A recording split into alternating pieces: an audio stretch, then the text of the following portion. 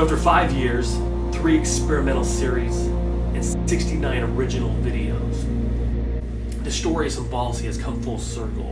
And basically the story, the script of Symbolicy, is the prequel to how my journey of life imitating art imitating life really began.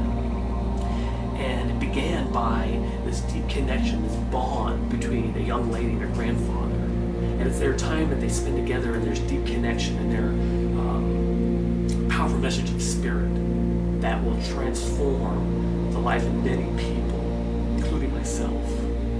And that is the goal of Symbolicy 7, is my first attempt to find these people, to find the man, the myth, the legend, Simon J. Moyer, as well as his long-lost granddaughter, the free-spirited sage.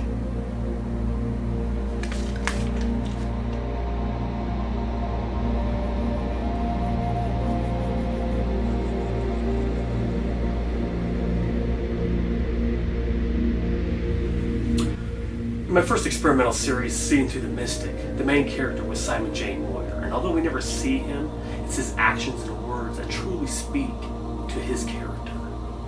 Simon is this very eccentric, offbeat, wise man, I'd say about the age of 65 on, but he has a way of connecting to people, and he's a catalyst for ideas and creations, and he knows how to bring this all together and showcase it in a new light.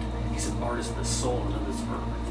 And that's what I'm kind of looking for, a person that can fit these description as well as incorporate their own art, their own life into the Simon J. Moyer.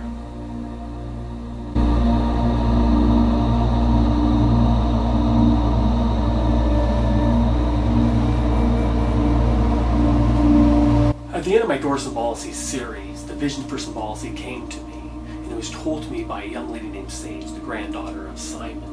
And Sage is about the age of 23 to about 28 years old, and she's a seeker, a visionary, an artist. And with all those positive attributes about herself, she does have a little edge to her. She does have a little bit of manipulative behavior, or kind of a condescending. She's a little bit edgy. She should be able to play both roles very well. Yeah, she has an interesting twist on telling her grandfather's story. So. Also for bonus points, if you are a female who's into the film arts, such as producing, directing, writing, whatever it might be, this may be a good fit for you as well.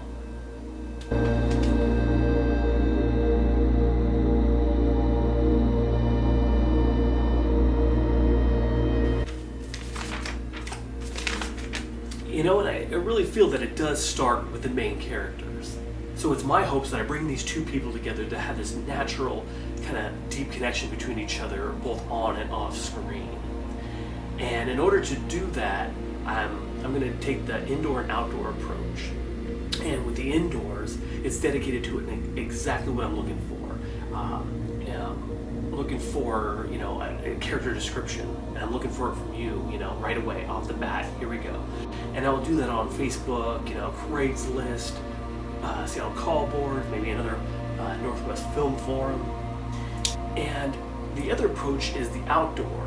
And the outdoor consists of me going out on the streets and feeling the energies from people and seeing that they would have a certain kind of look that I'm looking for, and approach them in a way that they have no clue about.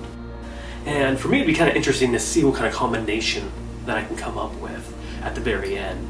And, even though this is my first attempt, so we'll see where it takes us.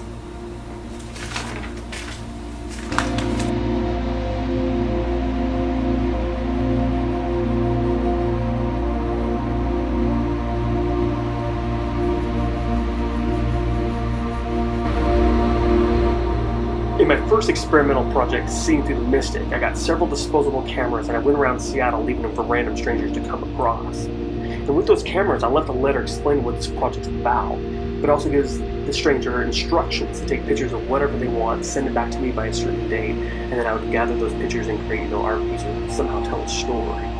And this expansion was inspired by Simon's experience by leaving Symbolicy packets around the Seattle area for a stranger to come across and transform their life in some fashion.